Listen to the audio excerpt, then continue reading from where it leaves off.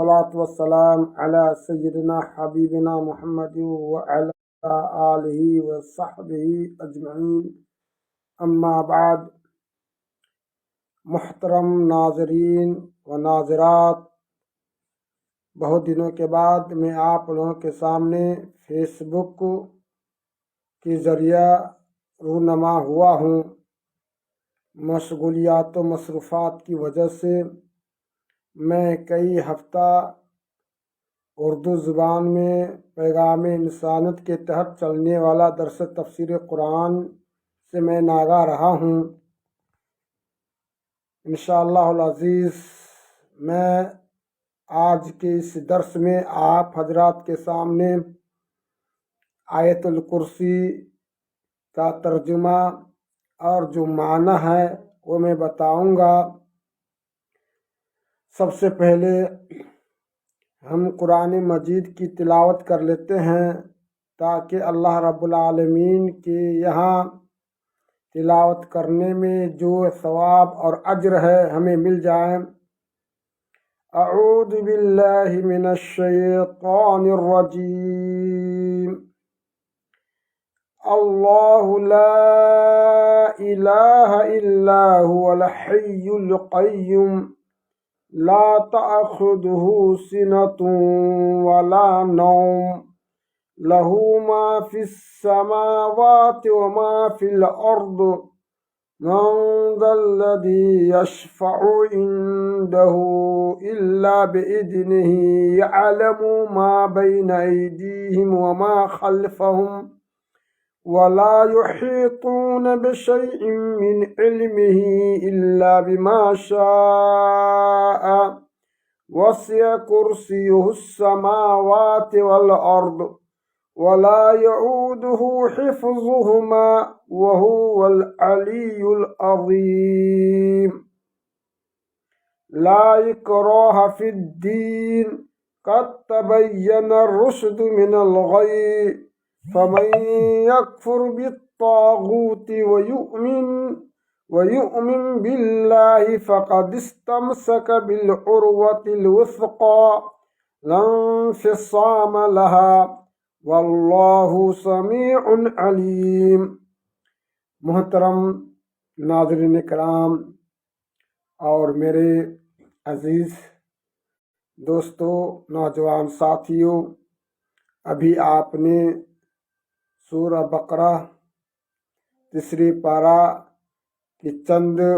ابتدائی آیت جو آیت الکرسی کی شکل میں ہے آپ نے سماعت کی ہے۔ انشاءاللہ العزیز صحیح معنی اور مفہوم کیا ہے میں آپ کے سامنے ان مفاہیم کو میں لانا چاہتا ہوں۔ سب سے پہلے یہ آیت کریمہ قرآن مجید کی عظیم آیتوں میں سے ہیں، بلکہ اعظم الآیہ قرآن مجید کے اندر جو سب سے زیادہ عظمت والی آیت قرآن مجید کے اندر بتلائی گئی ہے یہ آیت الکرسی ہے۔ اس کی فضیلت کے سلسلے میں بے شمار احادیث وارد ہیں۔ اللہ کے نبی حضرت محمد رسول اللہ صلی اللہ تعالی علیہ وسلم نے ارشاد فرمایا ہے کہ جو آدمی گھروں میں اس آیت کی تلاوت کرتا ہے اس کا گھر شیطان سے محفوظ رہتا ہے، گھر میں کسی طرح کی پریشانی نہیں ہوتی ہے، اور ہر نماز کے بعد اس آیت کریمہ کو پڑھنے میں بھی بہت سارے ثواب اور اجر ہیں اور فضیلت ہے۔ اس سلسلے میں حدیث میں آتا ہے کہ ابو ہریرہ رضی اللہ تعالیٰ عنہ کو رمضان میں جو زکوٰۃ کا مال آتا تھا، پیارے آقا جناب عربی محمد رسول اللہ صلی اللہ تعالیٰ علیہ وسلم نے انہیں مال کی حفاظت کرنے پہ مقرر کر دیا۔ شیطان آیا اور زکوٰۃ والے مال میں سے لینا شروع کر دیا۔ اس کے بعد میں آخر کار میں ابو ہریرہ رضی اللہ تعالیٰ عنہ اس شیطان کو दबोच लेता है, पकड़ लेता है और कहता है कि मैं तुमको अल्लाह के नबी हज़रत मोहम्मद रसूलुल्लाह सल्लल्लाहु ताला अलैहि वसल्लम के हवाला करके ही रहूँगा। उन्होंने गिरिया वजारी की कि मेरे पास बाल बच्चे हैं, उज़्र पेश किया कि मुझे छोड़ दिया जाए, और मैं ऐसा नहीं करूँगा। वो अबू हुरैरा उसको छोड़ देते हैं, फिर दोबारा वही हरकत करते हैं। आखिरकार फिर अबू हुरैरा कहते हैं कि मैं तुमको आज अल्लाह के नबी हज़रत मुहम्मद रसूलुल्लाह सल्लल्लाहु ताला अलैहि वसल्लम के पास ले जा कर के ही छोड़ूंगा। उसके बाद में कहा कि मैं आपको एक चीज़ में बतलाता हूँ, अगर आप उस पर अमल पैरा हो जाएंगे तो आप शैतान की सरकशी से, शैतान की शर से आप जो महफूज हो जाएंगे। तो उन्होंने इस आयत करीमा की तिलावत करने के लिए कहा कि जो आदमी इस आयत करीमा की तिलावत करके किसी भी चीज़ पे फूंक देता है तो शैतान की शर से वह महफूज रहता है। चुनांचे ये खबर अबू हुरैरा रज़ी अल्लाह तआला अन्हु ने प्यारे आका जनाब अबी मुहम्मद रसूलुल्लाह सल्लल्लाहु तआला अलैहि वसल्लम को सुनाते हैं। तो आप सल्लल्लाहु अलैहि वसल्लम ने कहा कि हकीकत में शैतान जो झूठा होता है, लेकिन उन्होंने जो बात तुमको कही है वो अपने बात में सच्चा है और उन्होंने सच कहा है। तो आयतुल कुर्सी की अपनी फजीलत है, सारे लोग जानते हैं। आइए इसका क्या माना, क्या मफहूम है, मैं आपके सामने में रखना चाहता हूँ। अल्लाह रब्बुल आलमीन इरशाद फरमाता है, अल्लाहु ला इलाहा इल्ला हुवल हय्युल क़य्यूम ला ताख़ुज़ुहु सिनतुन वला नौम। अल्लाह रब्बुल आलमीन की ज़ात वही है जो इबादत के लायक है, यानी कि ला माबूद बिहक़्क़िन इल्लल्लाह, अल्लाह ही रब्बुल आलमीन हक़ीक़ी माबूद है, उसके सिवा कोई माबूद नहीं है। सारे लोग जानते हैं कि इबादत के लायक अल्लाह रब्बुल आलमीन है, और वही ज़ात इबादत के लायक हो सकती है जो कभी नहीं मरती हो, जो मरने वाली ज़ात है या जिसको किसी तरह की परेशानी होती है, जो मुसीबत में मुब्तला हो जाती है, जो ज़ात तो गोया कि वो अल्लाह नहीं हो सकता है, और वो माबूद नहीं बन सकती है। वो ज़ात, जिस ज़ात के अंदर एक कमज़ोरी हो कि वो मौत उसको आ जाए, बीमार पड़ जाए, उसको नींद आ जाए, तो गोया कि ये हकीकी माबूद नहीं है बल्कि ये झूठे माबूद है। और जो लोग ऐसे कमज़ोर माबूद की इबादत करते हैं, गोया कि वो हकीकी माबूदों की इबादत नहीं कर रहे हैं बल्कि वो नकली और झूठे माबूदों की इबादत कर रहे हैं। हकीकी माबूद की जो सिफत जो बतलाई गई है, जो गुण बतलाया गया है, जो अलामात बतलाई गई है, इस आयत करीमा के अंदर वाज़ेह तौर पे अल्लाह रब्बुल आलमीन ने बयान फरमा दिया कि हकीकी माबूद की सिफत क्या है। तो पहली सिफत अल्लाह रब्बुल आलमीन बयान कर रहा है, अल हई, वो ज़ात जो माबूद बरहक है वो है, यानी वो हमेशा से कायम है, जिंदा है। और है के बहुत सारे माने जो है मुफस्सिरीन कराम बतलाते हैं, यानी कि मुक़द्दिरुल अशिया मुसर्रिफुल उमूर, ये बतलाते हैं कि चीज़ों की तकदीर बनाने वाली ज़ात, या जो है कायनात में जो तसर्रुफात का जिसका हक है, जिसके इख्तियार में जो मुसर्रिफुल उमूर है, वो सारी चीज़ें बतलाते हैं। लेकिन अहले सुन्नत वल जमात का अकीदा ये है कि जो आयत, जो लफ्ज़ कुरान मजीद में आया हुआ, जिस माने में आया गया है, उस माना में तारीफ न किया जाए, उसको हकीकी माना में जे लिया जाए। तो है का जो माना है कि वो जिंदा है, और जो वो ज़ात जिसको कभी मौत नहीं आएगी, वो हमेशा से जिंदा और हमेशा जिंदा जो है रहेगी। अल क़य्यूम, जो थामने वाला है, यानी कि अल क़ाइम अला शैइन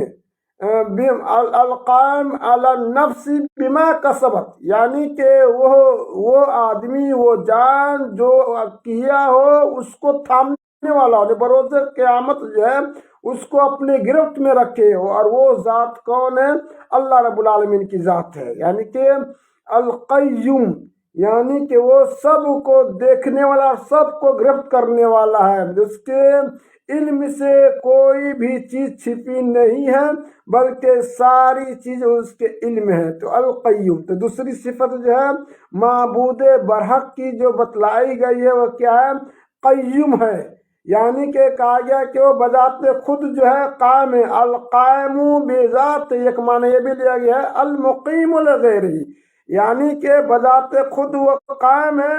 اور اس کو کسی دوسرے نے اس کو قائم نہیں کیا ہے، اپنے آپ وہ قائم ہے۔ تو ایک مراد جو معنی جو ہے یہ بھی لیا گیا ہے۔ اس کی سب سے بڑی صفت اور صفتیں جو عظمیٰ ہیں اس آیت کریمہ کے اندر، ساری صفت عظمیٰ ہے، لیکن معبود برحق کی یقین، معبود برحق کے بارے میں یقین دلانے والی مزید جو صفت ہے اللہ رب العالمین اس آیت کریمہ کے اندر جو بتلا رہا ہے، لا تأخذہ سنہ، کہ معبود برحق وہ ہے جس کو اونگ تک نہیں آتی ہے۔ ہم دیکھتے ہیں کہ وہ جن چیزوں کی پوجا ہو رہی، پوجا کی جاتی ہے، اگر اس چیز کو موت آئی ہے یا وہ زندہ ہی ہے، اس کو اونگ آ جاتی ہے، نیند آ جاتی ہے، اس کی پرستش ہو رہی ہے، تو وہ سب حقیقی معبود نہیں ہے، یہ سب جو ہے معبودان باطلہ ہے، اور یہ جھوٹے معبود ہیں۔ لوگ جھوٹے معبود کی پرستش کرنے میں پھنسے ہوئے ہیں اور حقیقی معبود کی پرستش نہیں کر رہے ہیں، یا ان کو حقیقی معبود کے بارے میں جانکاری نہیں ہے۔ تو اسی لیے اس آیت کریمہ کے اندر جو ہے وہ صفت بتلائی گئی ہے جو معبود برحق کی صفت ہے، کہا کہ لا تأخذہ سنہ تو ولا نوم، کہ اس کو جو ہے اونگ تک نہیں آتی ہے اور نہ نیند آتی ہے۔ سنہ کہتے ہیں کہ متقدم النوم، یعنی نیند سے پہلے کی جو چیزیں آتی ہے، یعنی کہ آدمی اونگتا رہتا ہے لیکن اس کی عقل جو قائم رہتی ہے، اور نوم جو ہے بالکل جو ہے عقل سے، آدمی جو ہے عقل سے بالکل باہر ہو جاتا ہے، یعنی کہ اپنے عقل و دماغ سے بالکل باہر ہو جاتا ہے، وہ دوسری دنیا میں چلا جاتا ہے کچھ گھنٹوں کے لیے یا کچھ سمے کے لیے، وہ نوم ہے یعنی نیند ہے۔ تو نہ تو اس کو ابتدائی جو نیند کے جو علامات ہے، جو آثار ہے، وہ تو نہ انہیں نہ آتے ہوں اور نہ ان کو جو ہے نیند آتی ہو۔ تو یہ جو ہے معبودان حقیقی کی صفت ہے۔ اس کے بعد میں اللہ رب العالمین آگے ارشاد فرماتا ہے، لہو ما فی السماوات و ما فی الارض، معبود برحق کی اور صفت جو ہے کیا ہے کہ اسی کی بادشاہت میں زمین و آسمان کی ہر چیز، یعنی زمین و آسمان، زمین اور آسمان اور ان دونوں کے مابین جو جتنی بھی چیزیں ہیں سب اس کے قبضے قدرت میں ہیں، جب سب اس کی بادشاہت میں ہے، اسی کے لیے، اسی کی ملکیت میں ہے، اس پر کسی کا کنٹرول نہیں ہے۔ اس کے بعد میں اللہ رب العالمین آگے ارشاد فرماتا ہے، من ذا الذی یشفع عنده الا باذنہ یعلم ما بین ایدیہم وما خلفہم، کون ذات ہے کہ اس کے پاس سفارش کر سکے؟ سفارش کون کرے گا؟ کون سفارش کرے گا؟ کس کی ہمت ہے کہ اللہ رب العالمین کے سامنے جو ہے سفارش کرے اور وہ اس کی سفارش سے وہ چھٹکارا پا جائے؟ کون شخص ہے؟ من ذا الذی یشفع عنده الا باذنہ، مگر اللہ رب العالمین جس کے بارے میں جس کو سفارش کرنے کی اجازت دے دے۔ تو گویا کہ بغیر اجازت کے کوئی بھی شخص سفارش نہیں کر سکتا ہے، اور سفارش کے لیے اللہ رب العالمین جس کو اجازت دے گا اور جس کے بارے میں اجازت دے گا، تو جو شافع ہوگا، جو سفارش کرے گا، تو گویا کہ اسی مشفوع لہو کی سفارش کر سکتا ہے جس کی اجازت اللہ رب العالمین کرنے کے لیے دیا ہو۔ تو گویا کہ اللہ رب العالمین کہ یہاں جو ہے کس کی ہمت ہے کہ جو بغیر اس کی اجازت کے وہ سفارش کرے. تو گویا کہ سفارش بھی کریں گے. اگر اللہ رب العالمین کسی نبی کو، کسی ولی کو یا کسی مومن کو اجازت دے گا کہ ہاں سفارش آپ کر سکتے ہیں، تو کن لوگوں کے بارے میں اس کی تفصیل اور تفسیر حدیث پاک میں جو آتی ہے، تو جو موحد ہوگا، موحد میں سے جو عاصی ہے، طغات ہے، لیکن اس کے پاس توحید برقرار ہے، شرک سے بالکل پاک صاف ستھرا ہو کر کے آیا ہے، لیکن بشری تقاضوں کے مطابق انہوں نے کچھ غلطیاں کر لیا ہو، جو چھوٹے چھوٹے گناہ یا بڑے گناہ کیوں نہ ہو شرک کے علاوہ، تو گویا کہ ایسے لوگوں کی سفارش کو جو آدمی کرے گا اس کی سفارش قبول جو کی جائے گی. بہت ساری باتیں ہیں کہ کن کن لوگوں کو جو سفارش ہوگی، کن لوگ ہیں، ان میں سے ایک یہ ہے کہ موحد ہے. سب سے پہلے تو موحد ہے، اس کے بعد میں اور ساری چیزیں ہیں. اس کے بعد میں اللہ تعالیٰ آگے ارشاد فرماتا ہے یعلم ما بین ایدیہم وما خلفہم، یعنی اللہ رب العالمین کے علم میں ہے جو ان کے آگے ہے، جو ان کے پیچھے ہے. یعنی کہ یہ ما بین ایدیہم وما خلفہم، یہاں جو ہم جو لایا ہوا ہے یہ عاقل لوگوں کے لیے استعمال ہوتا ہے، لیکن ہم کا مرجع جو زمین و آسمان کی طرف جو لوٹتا ہے، تو گویا کہ یہ تغلیب ہے، یعنی کہ اغلبیت کو دیکھ کر کے جو ضمیر لایا جاتا ہے، اس لیے یہ ضمیر جو ہے لایا گیا اغلبیت کی وجہ سے. ورنہ جو ہے آسمان اور زمین یہ مؤنثی جو مؤنث یہ دونوں استعمال ہوتے ہیں، لیکن ان کے اندر جو اغلبیت ہے اس پہ جو ہے ذکور کی شکل میں اغلبیت ہے، اس لیے جو ہے ضمیر جو ہے یہاں پہ جو ہے اغلبیت کی وجہ سے جو ہے عاقل کے لیے جو جس ضمیر کا استعمال ہوتا ہے اس میں استعمال کیا گیا ہے. تو زمین آسمان کے جو آگے پیچھے ہے اور جو ظاہری ہے، جو باطنی ہے، تمام چیزوں کو جاننے والا وہی معبود برحق ہے. گویا کہ جو آدمی جس کو زمین و آسمان میں کیا ہو رہا ہو اور جس کو خود اپنے بارے میں علم نہیں ہو، تو گویا کہ اس کو معبود بنا دینا یہ جو عقل مندی کی بات نہیں ہے، بلکہ بیوقوفانہ بات ہے. آدمی کو سمجھنا چاہیے، آدمی کو پرکھنا چاہیے کہ ہم جس کی عبادت کر رہے ہیں کیا ان کی ذات ان صفتوں سے موصوف ہے یا نہیں. اگر ان صفتوں سے موصوف نہیں تو فوراً سمجھ جانا چاہیے کہ ہم عبادت جو کر رہے ہیں وہ معبود برحق کی عبادت نہیں ہو رہی ہے، بلکہ جو جھوٹے معبودوں کی عبادت ہو رہی ہے. وَلَا يُحِيطُونَ بِشَيْءٍ مِّنْ عِلْمِهِ إِلَّا بِمَا شَاءَ، اور اس کے علم سے کچھ بھی جو ہے کوئی احاطہ نہیں کرتا ہے مگر وہ جس سے چاہے. یعنی اللہ رب العالمین اپنے علم سے جس کو کچھ دے اپنے علم کے فضل سے کسی کو دے تو اسی علم کے مطابق اتنا ہی جانتا ہے جتنا اللہ رب العالمین جو اس کو دیا رہتا ہے. تو گویا کہ علم عالم مطلق اللہ رب العالمین کی ذات ہے. اللہ رب العالمین نے اسی عالم مطلق میں سے کہ اللہ رب العالمین کی ذات ہے، اور اسی علم میں سے جو ہے تھوڑا کسی کو دے دیتا ہے، کسی کو کچھ کم کرتا ہے، کسی کو کچھ زیادہ دیتا ہے، تو اس حساب سے جو ہے لوگوں کو بتلاتا رہتا ہے. تو کہا گیا وَلَا يُحِيطُونَ بِشَيْءٍ مِّنْ عِلْمِهِ إِلَّا بِمَا شَاءَ وَسِعَ كُرْسِيُّهُ السَّمَاوَاتِ وَالْأَرْضَ، کہ اس کے علم سے کسی چیز کا احاطہ نہیں کرے گا مگر وہ جس سے چاہے، جس سے اللہ رب العالمین چاہے. وَسِعَ كُرْسِيُّهُ السَّمَاوَاتِ وَالْأَرْضَ، یعنی کہ زمین و آسمان پر محیط جو ہے اس کی کرسی ہے، اس کی کرسی کی وسعت جو ہے پورے زمین و آسمان کو محیط ہے، پورے زمین و آسمان کو جو ہے ڈھکے، اس کی کرسی کی وسعت جو ہے ڈھکی ہوئی ہے، لی ہوئی ہے. یعنی کرسی کے بارے میں جو ہے مفسرین کرام کے جو ہے مختلف آ رہا ہے. کوئی کہتے ہیں سب سے پہلے جو ہے اس کرسی کا جو انکار کر دیا کچھ لوگوں نے، جو معتزلہ لوگوں نے، اور یہ اس گمان میں اعتراض کر دیا، اس کو انکار ہی کر دیا والعیاذ باللہ کہ چونکہ ہم کرسی کو تسلیم کر رہیں گے تو ایک جسم نما ہو جاتا ہے، اور جو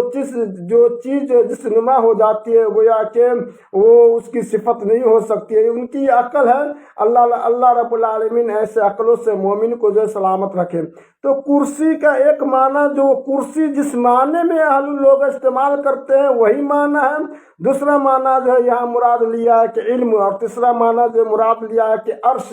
لیکن اہل سنت والجماعت کا یہ عقیدہ ہے کہ جو حقیقی معنی ہے اس معنی میں تعویل نہ کیا جائے اور اس کو من و ان تسلیم کر لیا جائے۔ ہاں، ہم اس کی جو ہے کیفیت اور اس کی ماہیت ہم جو ہے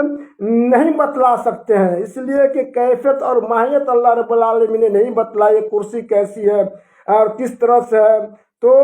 کئی اقوال جو بتایا گیا، کسی نے کہا کہ موضوع القدمین، ایک معنی جو ہوتا ہے کہ دونوں قدم کی جگہ جو ہوتی ہے وہی کرسی ہے، کسی نے جو ہے عرش مراد لیا ہے اور کسی نے جو ہے اور مراد لیا ہے، لیکن یہاں جو مراد حقیقی ہے اور اس کی وسعت جو ہے یعنی زمین و آسمان پہ جو ہے، زمین آسمان پہ محیط ہے، زمین آسمان کو محیط ہے، گھیرے ہوئے ہیں، یعنی کہ اس کی اللہ رب العالمین کے کرسی جو ہے وَلَا يَعُودُهُ حِفْظُهُمَا وَهُوَ الْعَلِيُّ الْعَظِيمُ، اور ان دونوں کی حفاظت کرنے میں جو ہے وہ تھکتا نہیں ہے، اور وہ ذات جو ہے علی اور عظیم ہے۔ اس کے بعد میں اللہ رب العالمین معبود برحق کی جو صفت عظمیٰ اور جو صفات علیہ ہے اس آیت کریمہ کے اندر اللہ رب العالمین نے جو بتلا دیا کہ اب آدمی کے لیے جو ہے ضروری ہے کہ وہ یہ پرکھے، یہ جانے کہ ہم جو ہے جن معبودوں کی پرستش کر رہے ہیں ان کے اندر یہ ساری صفت پائی جاتی ہے یا نہیں پائی جاتی ہے۔ اگر اس صفت پہ ان کے معبود جو ہے نہیں اترتے ہیں تو گویا کہ وہ ان کا معبود جو ہے جھوٹے معبود ہیں۔ ایسے معبودوں کی پرستش کرنے سے ہمیشہ توبہ کر کے جو ہے معبود برحق کی طرف جو ہے لوٹنا چاہیے۔ اس کے بعد میں اللہ رب العالمین نے جو ہے دین اسلام کے تعلق سے جو ہے قبول کرنے نہ قبول کرنے سے دو ٹوک فیصلہ جو ہے سناتے ہوئے اللہ رب العالمین کہتا ہے لا اکراہ فی الدین، کہ اب لوگوں کے بات لوگوں کے اندر جو ہے اتنی سمجھ میں آ گئی کہ جو معبود حقیقی کی یہ صفت ہے، تو واضح دلیل ہونے کے بعد اللہ رب العالمین کہتا ہے کہ اب دین کے معاملہ میں کوئی زبردستی نہیں ہے۔ ہم کسی کو جو ہے کسی کے اوپر زبردستی نہیں کر سکتے کہ تم دین اسلام ہی قبول کرو، نہیں، بلکہ جو ہے دلائل دے کر کے اور ادلہ لا کر کے ان کو سمجھا بجھا کر کے اگر ان کا دل اطمینان ہو جاتا ہے تو اللہ کا لاکھ لاکھ شکر ہے، اس کو اسلام قبول کرنے میں کوئی حرج نہیں ہے۔ لیکن اس کا دل مطمئن نہیں ہے تو جو داعی ہے، جو مبلغ ہے، اس کو خوبصورت پیغام اللہ رب العالمین اس آیت کریمہ کے اندر دے کر کے سمجھانا چاہتا ہے کہ تم کسی کے لیے جو ہے جو زبردستی بنا کر کے نہیں بھیجے گئے ہو، اس لیے زور زبردستی کسی پر جو ہے نہیں کیا جائے گا۔ اس آیت کریمہ کے اندر بھی جو ہے مفسرین کرام نے کئی طرح کے اقوال نقل کیے ہیں، اور سب سے پہلے میں بتلانا چاہتا ہوں کہ اس کی شان نزول کیا ہے۔ شان نزول یہ ہے کہ انصاری میں سے کچھ لوگ جو ہے پہلے اسلام آنے سے پہلے جو لوگ یہودی ہو گئے تھے، پھر اسلام یعنی اللہ کے نبی حضرت محمد رسول اللہ صلی اللہ علیہ وسلم کی شریعت پہنچی اور آپ صلی اللہ علیہ وسلم مدینہ میں جا کر کے ہجرت کیے تو وہ لوگ اسلام میں داخل ہوئے۔ اب اسلام میں داخل ہوئے تو ان کی جو اولاد تھی جو یہودی دین جو ہے اختیار کی ہوئی تھی، تو اب یہ لوگ جو اپنی اولادیں پہ جو ہے زور زبردستی کرنے لگے کہ نہیں تم آؤ، تو اس سلسلے میں اللہ رب العالمین نے اس آیت کریمہ کو نازل کیا، کہا کہ تم زور زبردستی نہیں کر سکتے ہو۔ اتنی واضح بات آ جانے کے بعد اب یہ دل کا معاملہ ہے، جس کا دل چاہے وہ آئے یہ اسلام قبول کرے، جس کا دل نہ چاہے وہ اسلام قبول نہ کرے، یعنی جو اسلام قبول کرے گا اسی کے لیے حق ہے، اسی کے حق میں فائدہ ہوگا، اور جو اسلام قبول نہیں کرے گا اس کے لیے نقصان ہی نقصان ہوگا، اور اس کا جو نتیجہ جو بھگتنا ہے قیامت کے روز وہ بھگتے گا۔ اس لیے کہا گیا کہ لا اکراہ فی الدین، دین کے اندر جو ہے کوئی زبردستی نہیں ہے۔ قد تبین الرشد من الغی، ہدایت جو ہے گمراہی سے بالکل چھٹ چکی ہے، بالکل واضح ہو چکی ہے، بالکل کلیئر اور اسپشٹ ہو چکی ہے۔ فمن یکفر بالطاغوت، تو ہدایت واضح ہو جانے کے بعد، گمراہی واضح ہو جانے کے بعد، حق اور باطل واضح ہو جانے کے بعد میں جس کا دل اطمینان ہو گیا اور اس نے جو ہے طاغوت کا انکار کر دیا۔ طاغوت کے بارے میں کہا جاتا ہے کل ما عبد من دون اللہ فهو طاغوت، کہ ہر وہ چیز جو اللہ رب العالمین کے سوا کسی کی پرستش ہو رہی ہے وہی جو طاغوت ہے۔ تو کہا کہ جو آدمی جھوٹے معبود کی جو ہے انکار کر دیتا ہے اور اللہ رب العالمین کی ذات پہ ایمان لاتا ہے، معبود برحق پہ جو ہے ایمان لاتا ہے، فقد استمسک بالعروۃ الوثقی، تو انہوں نے مضبوط کرے کو جو ہے مضبوطی سے تھام لیا ہے، لن انفصام لہا، جو ٹوٹنے والا نہیں ہے۔ واللہ سمیع علیم، اللہ رب العالمین بہت ہی زیادہ سننے اور جاننے والا ہے۔ تو محترم ناظرین کرام، آج کا درس تفسیر قرآن یہیں تک رہا ہے۔ اللہ کا لاکھ لاکھ شکر اور احسان ہے کہ میں نے جو یہ کام شروع کیا تھا، اور الحمدللہ یہ سورہ بقرہ جو ہے لگ بھگ جو ہے اختتام پر ہی پہنچنے والی ہے انشاءاللہ العزیز۔ کچھ دنوں میں ہم لوگ جو ہے سورہ بقرہ ختم کریں گے، اس کے بعد میں جو سورہ آل عمران جو سٹارٹ کریں گے۔ اللہ رب العالمین سے دعا کرتے ہیں کہ اللہ العالمین جو کچھ ہم سنتے ہیں اس پہ عمل کرنے کی توفیق دے۔ اقول قولی ھذا استغفر اللہ لی ولکم ولجمیع المسلمین۔